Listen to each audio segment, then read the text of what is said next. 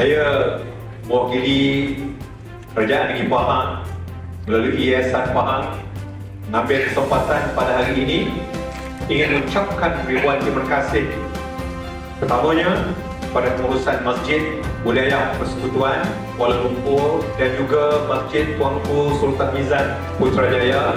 Mudah-mudahan kita akan dapat melaksanakan lagi kolaborasi ini pada masa-masa yang akan datang. Kami mendoakan kepada para graduasi yang ada pada hari ini agar dengan ilmu yang tuan-tuan dan puan-puan dapat diamalkan, kerana menjadinya sesuatu ilmu itu ialah kerana ianya dapat diamalkan.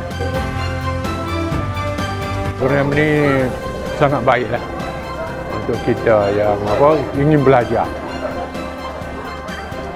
Jadi supaya kita dapat belajar tasawuf, fiqh, tafsir dan juga tauhid.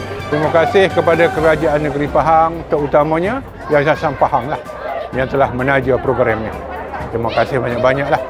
Saya sebenarnya memang berterima kasihlah memang dapat peluang mengikuti program ni sebab semuanya kehendak Allah juga kan, ya, terutama kepada Yayasan Pahang yang dah provide guru, provide bajet semua dan berterusan daripada tahun ke tahun. Pelajar pun ramai kan, dan banyaklah yang diperlukan dan benda tu berterusan sampailah kami semua dapat tamat.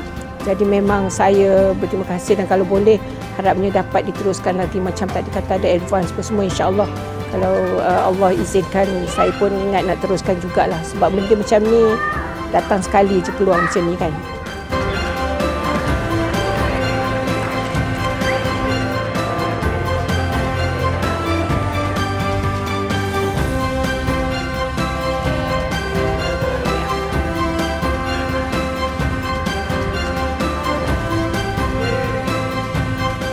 Terima kasih Kerajaan Pahang, terima kasih Yayasan Pahang.